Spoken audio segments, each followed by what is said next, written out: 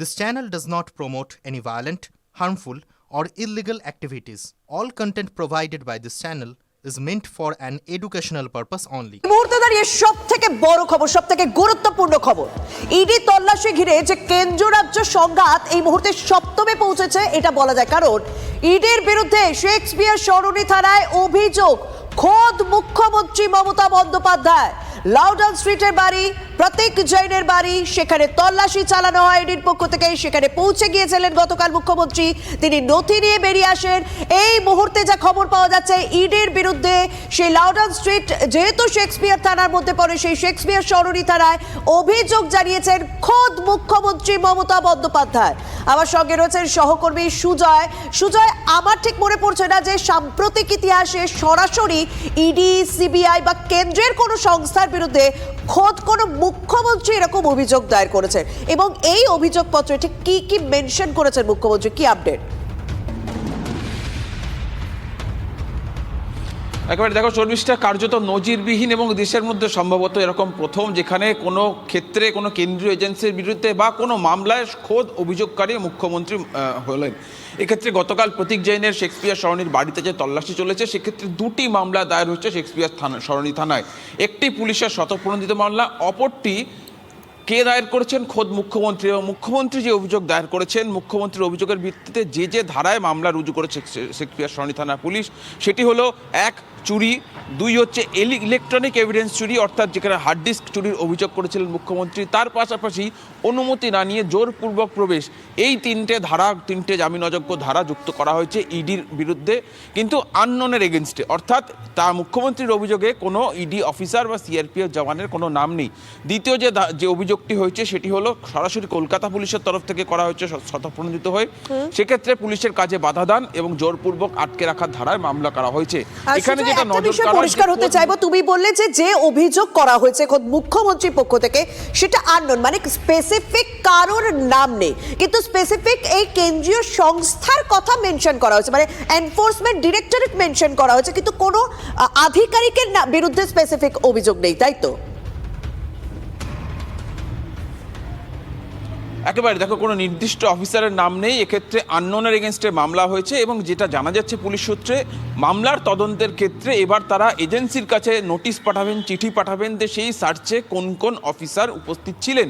অর্থাৎ ইডির কাছে পুলিশ জানতে চাইবে যে কারা কারা উপস্থিত ছিলেন, তাদেরকে তলব করে জিজ্ঞাসাবাদ করবে। কিন্তু এই ঘটনায় সব থেকে নজিরবিহীন বলা চলে, বা যেটা নজর কেড়েছে, সেটা হলো যে মামলায় অভিযোগকারী হলেন সরাসরি মুখ্যমন্ত্রী। মুখ্যমন্ত্রী গতকালই প্রতীক জৈনের বাড়িতে কার্যত হুঁশিয়ারি দিয়েছিলেন এজেন্সির বিরুদ্ধে, এবং এক্ষেত্রে তার মুখ্যমন্ত্রী অভিযোগ দায়ের করেছেন। মুখ্যমন্ত্রীর লিখিত অভিযোগের ভিত্তিতে পুলিশ মামলা রুজু করেছে, এটাই সব থেকে নজর কেড়েছে। ফলে এই যে গতকালের মুখ্যমন্ত্রী প্রতীক জৈনের বাড়িতে ছুটে যাওয়া, আইপ্যাকের দফতরে ছুটে যাওয়া, এবং গতকাল থেকে অনেক কিছু নজিরবিহীন জিনিস আমরা দেখতে পাচ্ছি ঠিক ভোটের আগে আগে। সুজয়, তুমি সঙ্গে থাকো, কারণ খুব বড় একটা খবর তুমি ব্রেক করলে যে খোদ মুখ্যমন্ত্রী মমতা বন্দ্যোপাধ্যায় তিনি কেন্দ্রীয় এজেন্সি ইডি, মানে যারা আর্থিক প্রতারণা বা আর্থিক দুর্নীতি নিয়ে তদন্ত করে, সেই ইডির বিরুদ্ধে শেক্সপিয়ার সরণি থানায় অভিযোগ দায়ের করেছেন খোদ মুখ্যমন্ত্রী মমতা বন্দ্যোপাধ্যায়। আমার সঙ্গে রয়েছেন বিজেপির প্রাক্তন রাজ্য সভাপতি, সাংসদ, কেন্দ্রীয় প্রতিমন্ত্রী সুকান্ত মজুমদার।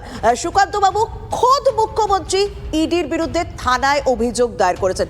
আমার অন্তত মনে পড়ছে না সেরকম কোনো ঘটনা। আপনারা কিভাবে দেখবেন এই বিষয়টিকে?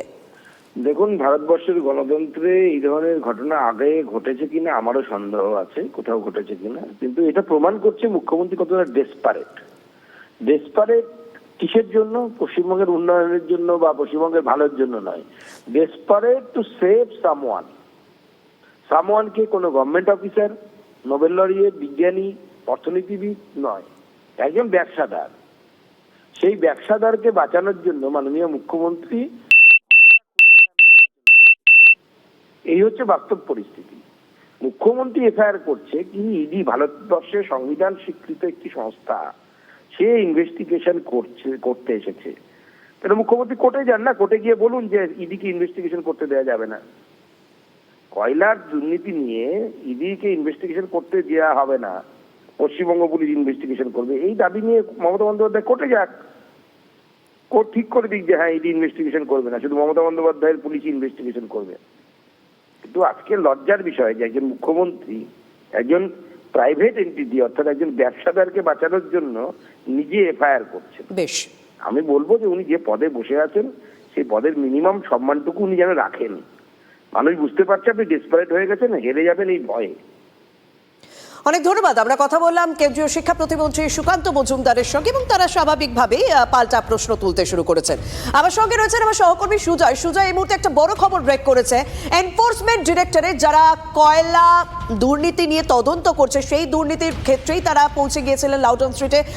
আইপ্যাকের কর্ণধার প্রতীক জৈনের বাড়ি এবং সল্টলেকে তার অফিসে পৌঁছে গিয়েছিলেন। এবার সেই এনফোর্সমেন্ট ডিরেক্টরেটের বিরুদ্ধেই শেক্সপিয়ার সরণি থানায় অভিযোগ দায়ের করলেন খোদ মুখ্যমন্ত্রী মমতা বন্দ্যোপাধ্যায়। সুজয়, আমরা গতকাল থেকে একটা ঘটনার সঙ্গে ভীষণভাবে রিলেট করার চেষ্টা করছিলাম যে রাজীব কুমারের সময় যখন সারদার তদন্তে সিবিআই পৌঁছেছিল ঠিক এই লাউডন স্ট্রিটেরই 2 নম্বর লাউডন স্ট্রিটের বাড়িতে, তখনও তো এরকম পদক্ষেপ আমরা দেখিনি, কিন্তু হঠাৎ করে এই ঘটনায় খোদ মুখ্যমন্ত্রী, খোদ তৃণমূল নেত্রী মমতা বন্দ্যোপাধ্যায়, তিনি একটা কেন্দ্রীয় সংস্থা যারা তদন্ত করছে গুরুত্বপূর্ণ এই বিষয়ে দুর্নীতিগুলো, তার এই অভিযোগ দায়ের বিভিন্ন মহল কিভাবে দেখছে? মানে এই ঘটনা তুমিও বললে, আমি যাদের সঙ্গে কথা বলছি তারাও বলছে তাদেরও মনে পড়ছে না যে সাম্প্রতিক ইতিহাসে আমাদের দেশে কোথাও সেরকম হয়েছে কিনা। দেখো, গতকাল মুখ্যমন্ত্রী যখন প্রতীক জৈনের বাড়িতে গেলেন, মুখ্যমন্ত্রীর বেরিয়ে আসা এবং তার পরবর্তীতে তার যে বক্তব্য ছিল তাতে স্পষ্ট ছিল যে এই ঘটনায় পুলিশ মামলা রুজু করতে চলেছে এবং রাতেই, অর্থাৎ অনেক রাতে মামলা রুজু হয়। তার মধ্যে যেটা নজর কাড়ার বিষয়, আরও একবার জানাই যে খোদ মুখ্যমন্ত্রী মমতা বন্দ্যোপাধ্যায় অভিযোগকারী, কমপ্লেনেন্ট হিসেবে রয়েছেন খোদ মুখ্যমন্ত্রী মমতা বন্দ্যোপাধ্যায়। আর দ্বিতীয় যদি বলো যে ঘটনা স্মরণ করার ক্ষেত্রে, সেক্ষেত্রে শুধু রাজীব কুমার না, তোমাকে আরও একটা ঘটনা স্মরণ করে দিতে চাইবো। নারদা মামলায় যখন রাজ্যের 4 মন্ত্রীকে গ্রেফতার করেছিল সিবিআই, নিজাম প্যালেসে নিয়ে যাওয়া হয়েছিল, নিজাম প্যালেসে সিবিআই দফতরে রাখা হয়েছিল, সেই সময় কিন্তু মুখ্যমন্ত্রী একেবারে সরাসরি সিবিআই দফতরে 14 তলায় নিজাম প্যালেসে তখন অফিস ছিল সিবিআই, সেখানে পৌঁছে গিয়েছিলেন। অর্থাৎ এই ধরনের পরিস্থিতি যেখানে তার দলের উপরে এই ধরনের এজেন্সির কোনো পদক্ষেপ নেয়, সেক্ষেত্রে মুখ্যমন্ত্রীকে সরাসরি আমরা আগে দেখেছি যে তিনি সরাসরি সেখানে পৌঁছে যান এবং সেইখানে পৌঁছে তিনি তার হুঙ্কার দেন বা তিনি তার পদক্ষেপ নেন। কিন্তু এক্ষেত্রে যে ঘটনা ঘটলো, আমরা গতকাল দেখলাম যে মুখ্যমন্ত্রী যাওয়ার পর পুলিশের সাদা পোশাকে থাকা কিছু কর্মী কিছু নথি নিয়ে বেরিয়ে এলেন এবং সেই নথি নিয়ে বেরিয়ে আসার পরে দেখা গেল সেটা একটা সাদা গাড়ি, যে সেই গাড়িটাকে পুলিশ চারদিক থেকে কর্ডন করে রাখলো, ঘিরে রাখলো।